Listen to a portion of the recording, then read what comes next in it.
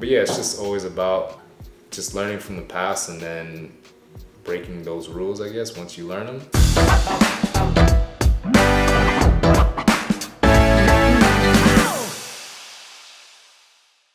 All right, y'all, welcome to another episode of Creative Haven. I'm here with my friend, good friend, Lean Rock. What's up, Mitch? How are you? Doing good, my friend, doing good. We're chilling here in West Hollywood.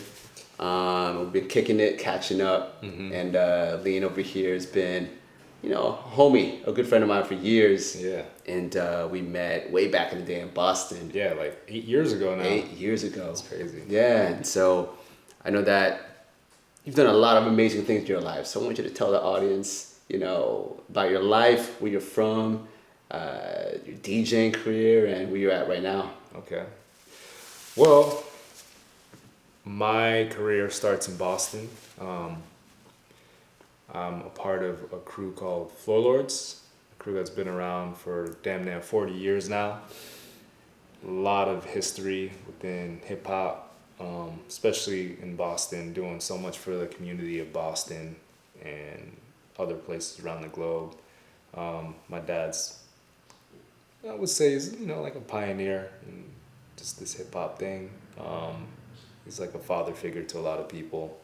So because of that, I got the opportunity to be raised around a lot of, you know, legends and people that are just great at their craft, you know, and constantly being inspired in that way. So I got my start as a B-boy first.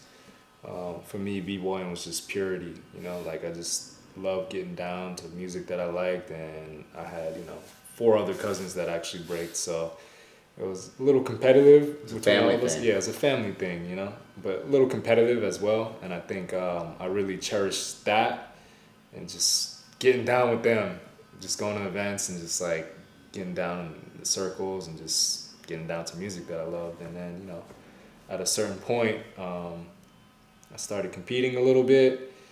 And while I was competing consistently, I actually found love for DJing. Well, record collecting at first. I was just like really intrigued by the music that they were playing at the events. And I was just curious, you know, learn more about it. And just to dig deeper and deeper, and I met a couple people in that, and things just kind of took off with that, and eventually I got into DJing. Hell yeah. Because I had a little bit of a collection and a little knowledge, and my dad had, you know, some turntables, so I would mess around with them a little bit, but I was a little scared to play out at first, and it took a while for me to like find the comfortability to just be like, all right, I want to do this thing. So it all kind of naturally happened. But I think in the midst of that, I tried different things. And my dad was always on me about that, like trying different things and not being so comfortable doing one thing. That's a good life lesson. Yeah, because I think you learn something from everything, and you can apply it to whatever craft that you're doing. That's right. Yeah. So you went from Boston, you're collecting records, you're breaking, and then you start DJing at these big events, these jams, these competitions, and it's taking you all over the world. Yeah, for sure. Yeah, it's just passion, man. You know, like I just found passion with it, and I loved it. I just loved music a lot, and I wanted to bring the best music out that I could, and like dig as deep as I could, and just sharing just new sounds and just a new vibe to people. So just bring that energy to make them want to dance. Because, you know, I'm a dancer myself, so I think I have a little bit of an advantage. But also, I think what helped out a lot is just being around for so long and going through the different eras of music to like kind of build that knowledge. Nice. Yeah. So how was it when you were DJing, you know, at the same time you were seeing people dance? You know, there's that idea of, you know, you have the music that's for you and the music that's for them, for the crowd. Have you found that perfect set yet in your breaking, or do you feel like there is still this freestyle that you always have when you're DJing at events? My approach has changed a lot, actually. I think when I first started, it was more about what I wanted to play. I didn't give a shit about the crowd. You know? I guess in some sense, I had a little bit of confidence in knowing like, okay, this is gonna work, you know, because I did so much research on the music and I was so tapped into like what the other DJs were playing. So like one of my inspirations was this guy Lacey, whatever, and just his whole approach was the original like hip hop approach, which is like, you know, covering your records and playing breaks that maybe people didn't know, and just like doing it in your own kind of style, you know. So I wanted to do the same thing. I wanted to like build up my own sound and just like my own approach with it while confined to the rules of, you know, the original hip hop shit. I love that. So kind of like with this podcast, it's all about creativity and helping people kind of discover their creative talents and being proud of them, so that they could pursue a life of creativity, either full-time or part-time. And it's cool because ever since I met you, you've always had a creative career, and it's so inspiring because you've learned it from a young age, and it's almost a habit and almost just a lifestyle and part of you. You know, and I see it like you love you love music, you love dance, and it's so cool and so pure. To see that. And so my question is, when you think about creativity and style, right, finding your style, what do you feel was your journey to finding your style? I mean, kind of what I've said. I think it's important to like reflect on the past and really do your research on the past first. I think that kind of gives you a guide of where you need to go. Nice. And I think from there, it's just by being inspired by everyday life, you know, like just going deep with everything and really digging. I think that's the key aspect of it, of finding yourself, is through digging, you know, just going deep and just finding things that you naturally like and then applying it to yourself today. So, you know, there's nothing new that's like under the sun, but how it's done, you know? So it's just like you take things and then you flip things. And then, you know, sometimes you could be just very outlandish and just try something that you think is completely new too. You know? But yeah, it's just always about just learning from the past and then breaking those rules, I guess, once you learn them. You know, that's a question I asked people in the creative world. The quote, right? Do you feel that it's okay to copy others in order to build your style? Like in hip hop, it's bite to create. And in the world, it's like, you know, good artists, they copy, great artists steal, like people say. What are your thoughts on that? To a certain extent. I think biting is just straight up taking someone's style or whatever it is that they do, where I think if you innovate something, it's a little bit different. Because you know, that idea might come from someone else, but then you flip it in a unique way to kind of make it your own. So I think we all have to start from somewhere, you know. Like, that's right. We get our ideas from our parents, our beliefs, everything, you know. And then obviously from there, as you get older, you kind of do your own research and you find yourself with everything. So everything is passed down. That's right. But it's just how you take it and move with it. So, and that's your style. And that's your style, you know. Really so is. For me, I think what helps me a lot now is that I really just pay attention to detail more than I did before. I think now I really try to study things and just ask a lot of questions within myself, like, okay, why is this what it is, or where did they get this whole idea from, or when? Just asking myself a lot of questions and just trying to like get deep with it and figure it out. I like that because that's actually how you evolve as an artist. Rather than, you know, there could be something that you like and then it's like, okay, yeah, that's cool, whatever.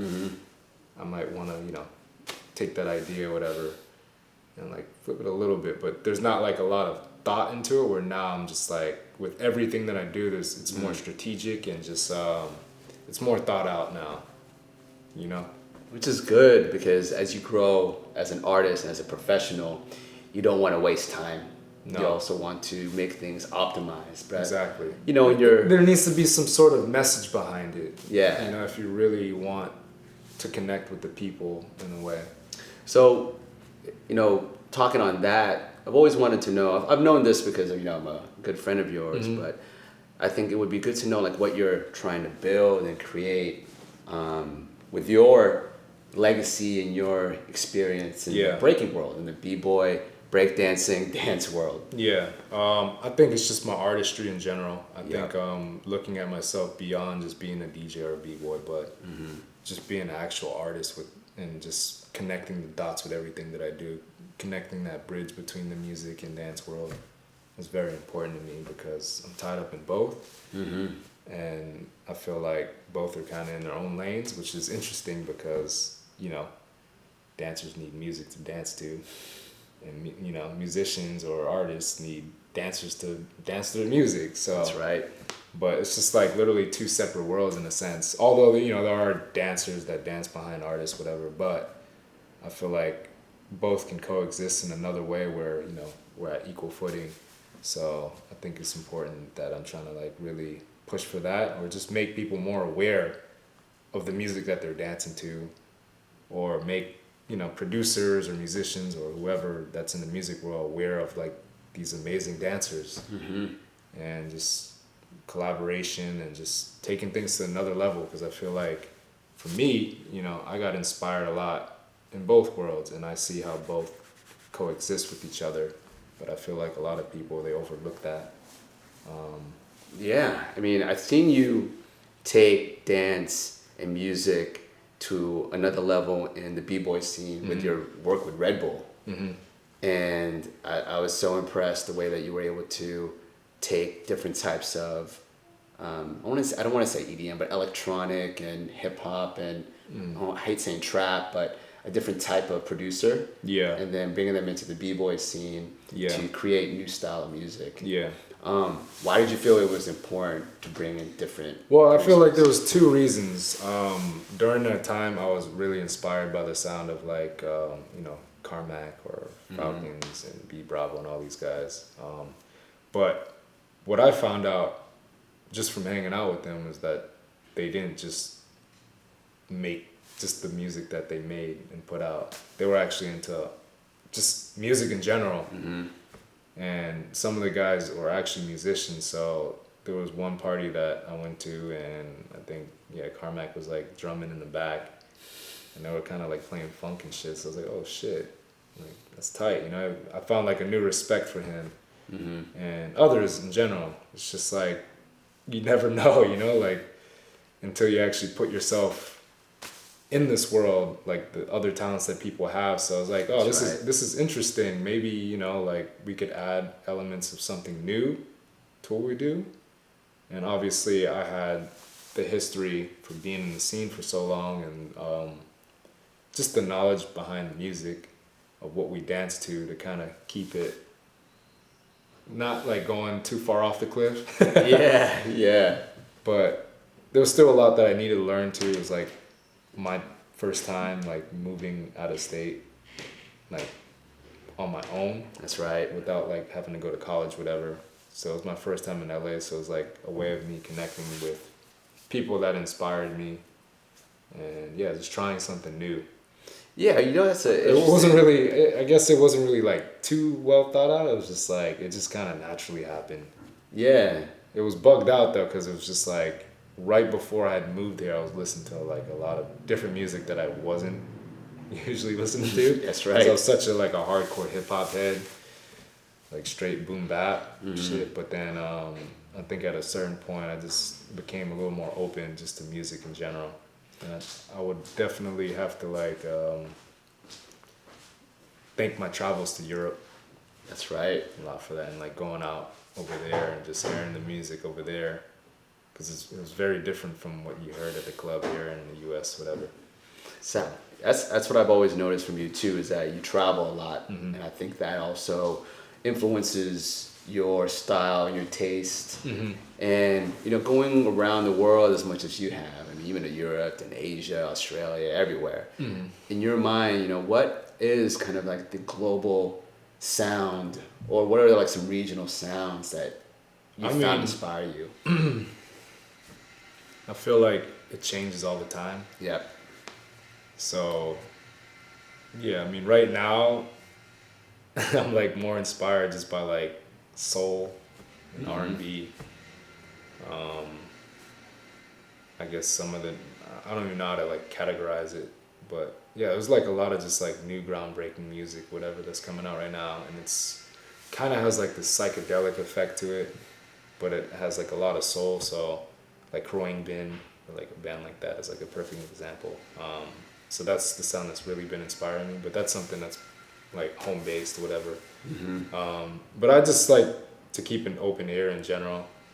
I'm not gonna act like I'm a expert on like what's happening in the UK with the grime scene or garage, Garage, or any of these different genres of music that come out from different places. But I am aware of it, and I try to keep an open ear to it, even though it's not something that I grew up with. Or I just, as a DJ, I feel like it's important to have an open ear and just take it all in. And I feel like, like a lot of times you can learn different things from different genres, or even going to a show. I remember, were you with me? We went to like a drum and bass show. Oh, we did. Yeah, with Frantic. Oh, that made me so happy. I remember that show. Yeah, yes. I mean, drum and bass isn't something that I'm really into, but it was just bugged out to actually go to a show and see the energy in that building. And what was crazy is I think they had like Capadonna or someone. Yeah. It was like hosting. So it was like, what the hell? They got Wu-Tang up in there? Drum and bass is an interesting crowd, man. Yeah, it was definitely interesting. The history of jungle and drum and bass. I'm a drum and bass head, and it is a sped up boom bap, as I like to think about it. Yeah. It's super sped up. Yeah, it's like a lot of... They like sample like the Amen break. And a lot of like breaks that we actually dance to. So yeah. I mean, I technically... or I wouldn't play it, for B-boys, whatever. But I was definitely inspired by the energy in that room. Yeah. I was like, whoa, this is a different experience, I was like, wow, how could I like make people go off in the B-boy world like this, So yeah. How can we mosh in the B-boy world? Or just have that energy in the room, And a lot of it has to just do with the music and just building up that vibe. So do you feel like the energy these days in the, I would say, the B-boy room and the events and the places that you've been DJing at has been kind of like going down? And do you think it's from music, or do you think it's coming up? Because it's a mix, man. I feel like a lot of it has to do with just the DJ a lot of the times. I feel like I can get to that level if I'm having fun with what I'm doing. If I'm not taking it too serious, I feel like there's been times where, the room has exploded into like this crazy energy. But I feel like when I'm taking it a little too serious, then it's just like, I feel like you always need to give room to just have fun and make sure that people are having fun, because at the end of the day, that's what it's about. And I think, sometimes like the breaking competitions can take away from that, especially if there's like thousands of competitors, then everyone's like, all right, enough, and if the level's like kind of low. Yeah. But I think, your job as a DJ is to keep people entertained in a sense, keep a vibe and keep people on their toes, Yeah. Hitting them over the head with something they might not expect, and just that element of surprise. Now, I love that about you recently, because you actually started Styles No Joking. Yeah. And also you had your Beats and Treats, which Yeah. I'm a big fan of. And you wanted to bring back that fun aspect of breaking. Yeah, for sure. And what was kind of your, we're still doing it this year. You're still doing a lot of it this year. And then like, what is kind of like your goal for it? And what was like the inspiration? It's simple. I think just kind of bringing back a vibe that's been missing at a lot of jams for a long time. I think the approach of it is music first. So my whole thing was bringing in a lot of DJs that inspire me to our scene that could kill it, that don't really get the opportunity, or maybe most people feel like, man, they're too expensive, whatever, so they don't even try to reach out.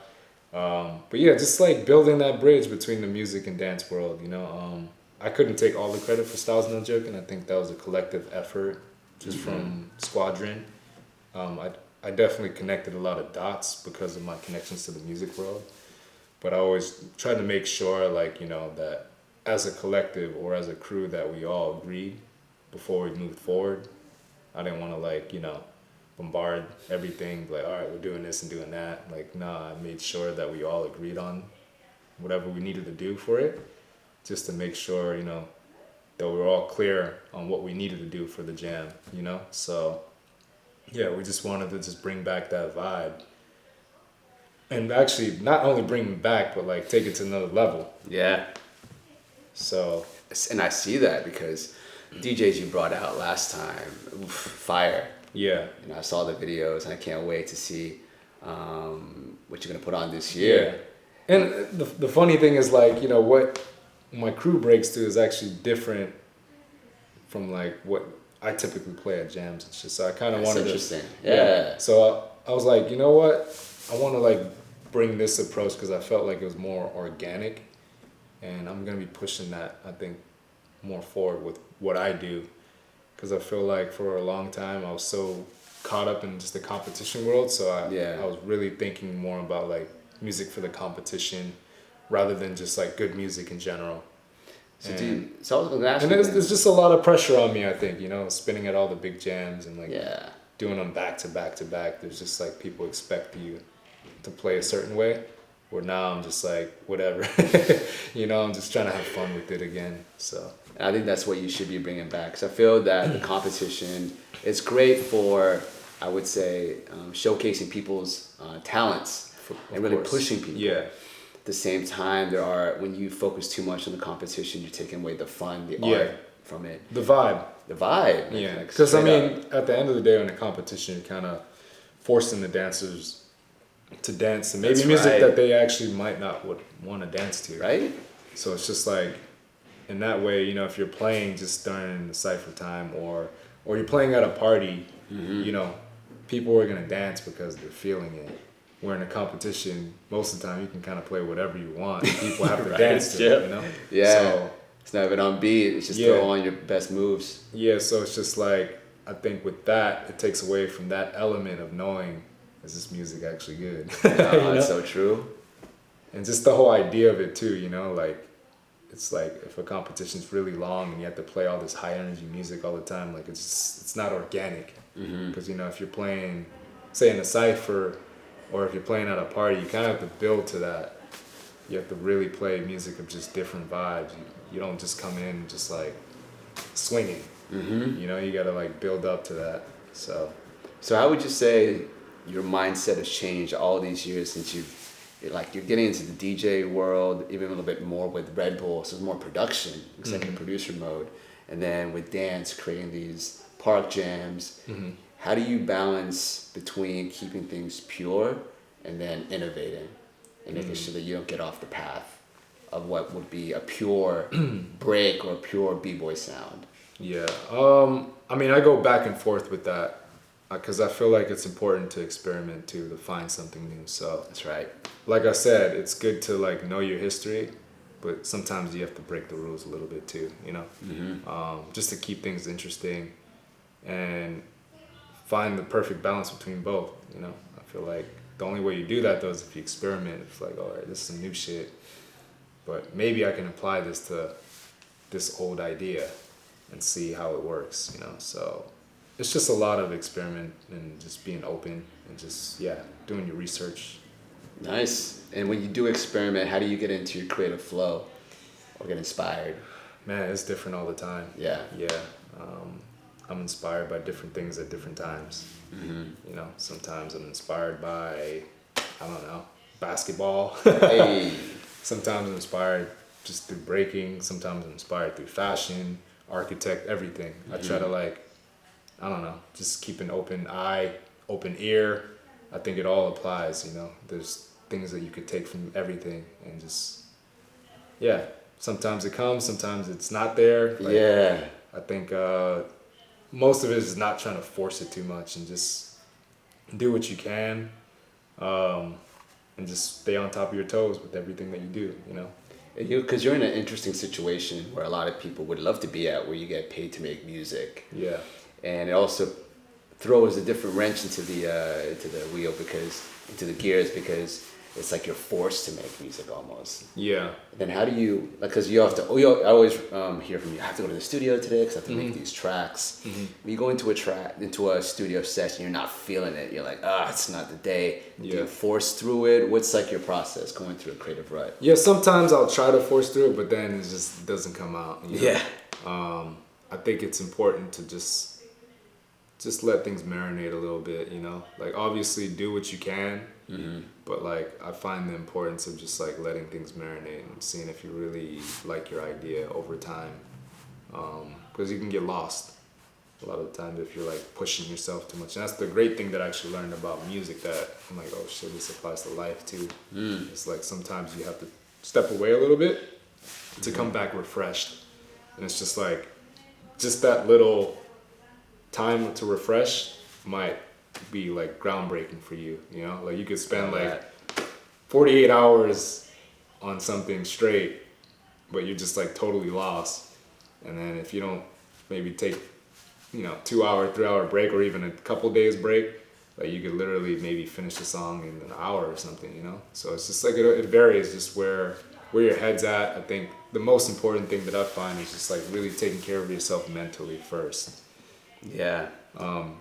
Which is cool, because I Yeah. know that you really are passionate about, talking about mental health, taking care of your mental health. So what would you say is something that you've learned over the past year or two, mindset wise, or just about life and yourself, that's helped you get to a point now where I see it, you're happy, you're feeling confident, you're feeling good, just to help other people out there who are going through that tough time? I would say just being more present, definitely work on that a lot over the last couple of years, not overthinking or putting so much expectation in the future or thinking so much about the past, but really just enjoying just the moment and just not giving into that so much, just like, just enjoying life for what it is and knowing that, you're in a good place, of course things could be better or whatever, but, things are good. You're like breathing, you got a roof over your head, just the simple really just the simple things, and just like appreciating that,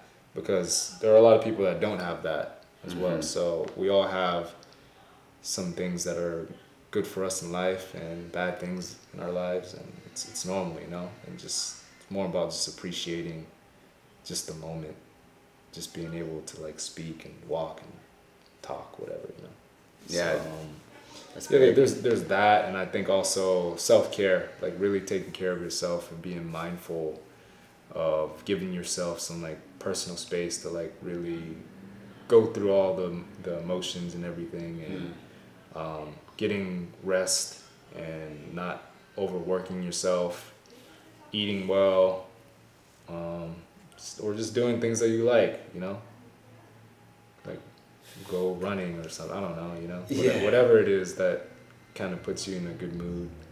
Go to a comedy show. That's right.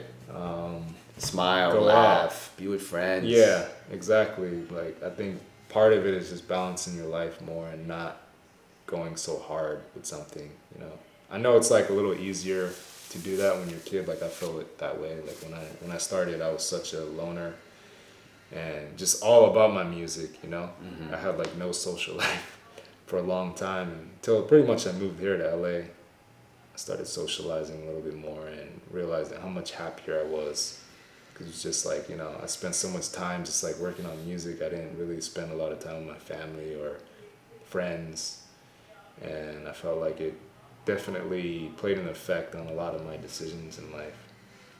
And I feel like now, because my life's a little more balanced, I'm a little more aware, and it's easier to like check myself, to know like, okay, I'm going in this bad place, maybe I need to step back a little bit.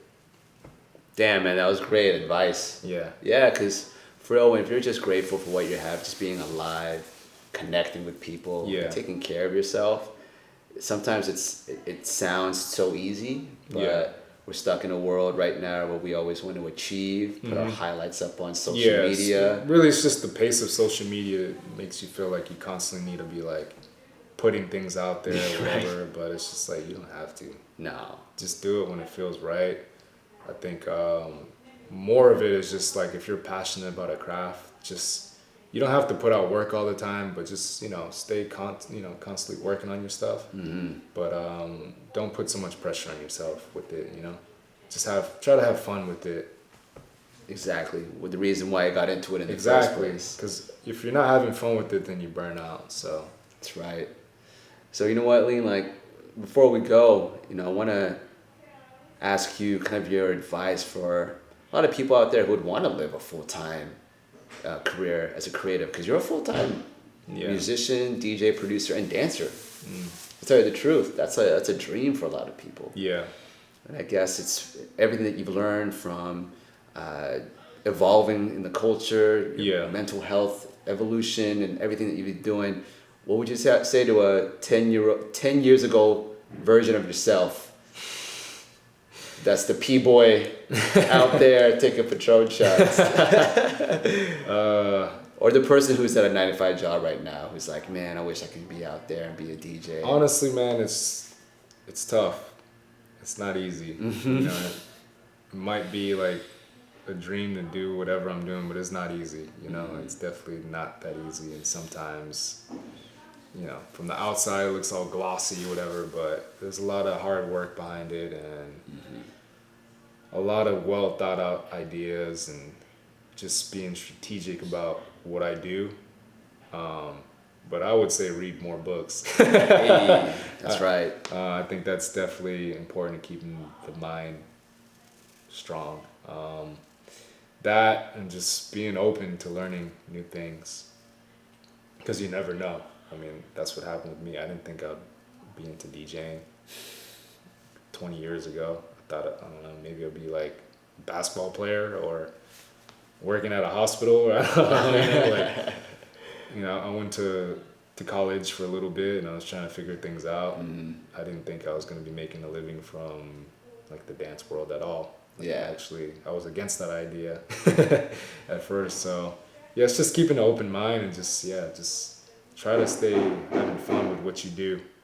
Like, don't take things too serious at the same time. Don't put so much pressure on yourself. Damn right. But stay busy. Yeah, don't be lazy. Don't be lazy. Yeah, do the work. Keep learning, do the work. Exactly. Yeah, Lean, I want to, just acknowledge you, man. I've seen you grow over these years, and you're such in my mind, a legendary DJ in the BBoy. You're prolific, my friend. You've been all around the world. Admire your skills and also your commitment to the community, to evolve, to help, and to serve. And I think that people, some people don't see it. I see it. Yeah. I mean, I appreciate the words, but I don't like being called a legend or whatever. I just like doing what I'm doing, and just trying to take things to a new level.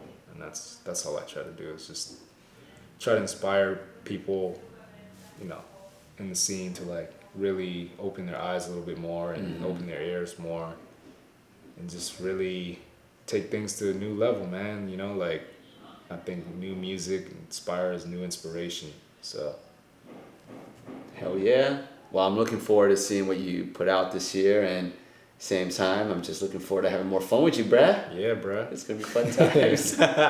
Well, let the peoples know, where to find you, and how they can support.